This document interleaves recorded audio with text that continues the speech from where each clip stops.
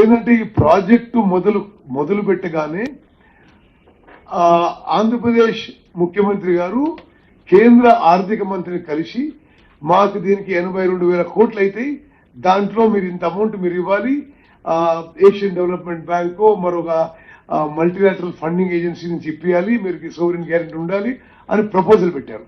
మేము ఆర్థిక మంత్రి కూడా రిప్రజెంట్ చేసాం, ఇది మా ఇంట్రెస్ట్ కి వ్యతిరేకం, మీరు ఈ విధంగా వాళ్ళ ఫైనాన్షియల్ రిక్వెస్ట్ కన్సిడర్ చేయడం కూడా తెలంగాణ రాష్ట్రం వ్యతిరేకం అని కూడా చెప్పడం జరిగింది.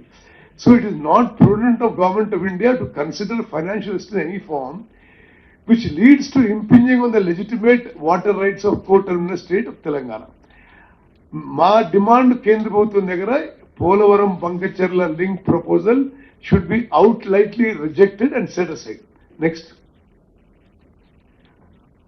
అదేవిధంగా ఇప్పుడు